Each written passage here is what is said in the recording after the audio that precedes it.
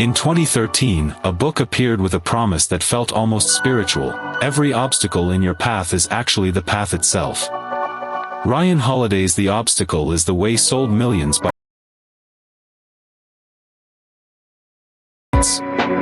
But here's what nobody wants: kind of obstacle.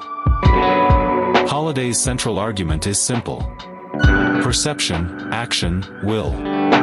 You control how you see the problem, you act despite it, and you persist when action fails. The book is filled with stories of people who turned disaster into advantage. Thomas Edison's factory burned down, and he told his son to go get your mother, she'll never see a fire like this again. Then he rebuilt. When the obstacle is a circumstance you didn't choose, this framework is powerful. You lose your job, you can't control that. But you can control whether you see it as catastrophe or as the push you needed to start something new. But here's where Holiday's book falls dangerously short.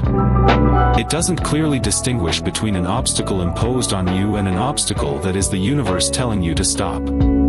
If you're a founder and your product has no market fit after 2 years, is that the obstacle or is that the answer? If you're in a relationship that drains you for 5 years, is that the test of your will or is that just the wrong relationship? Think about the sunk cost fallacy. You've invested 2 years, so you tell yourself the obstacle is just resistance, that quitting now would waste everything.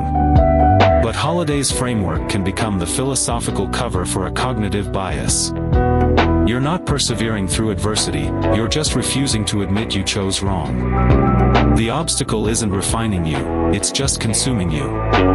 And the book doesn't give you the tools to tell the difference. I think the mistake is that Stoicism, the philosophy Holiday draws from, was built for things you cannot change. Marcus Aurelius couldn't quit being emperor. He couldn't walk away from the plague or the war. So he had to find meaning in the obstacle. But you're not Marcus Aurelius. You can quit the job. You can leave the city. You can pivot the business. And sometimes the wise move is not to transmute the obstacle but to walk around it entirely.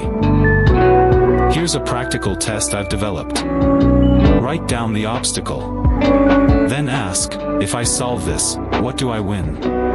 If the answer is growth, capability, relationships, or alignment with your values, persist. If the answer is just relief, just the absence of pain, that's a warning sign. You're not moving towards something, you're just trying to make the bad thing stop. And that's when the obstacle is the way becomes the obstacle is the trap. The book is still worth reading. Holiday writes clearly, the stories are compelling, and the core idea, when applied correctly, is transformative. But read it with a filter. Don't let the obstacle is the way become the excuse to stay in the wrong place just because leaving feels like quitting. Sometimes the way is not through the obstacle. Sometimes the way is admitting the obstacle was a wrong turn, and the real path is somewhere else. So tell me, have you ever persisted on something that, looking back, you should have walked away from sooner?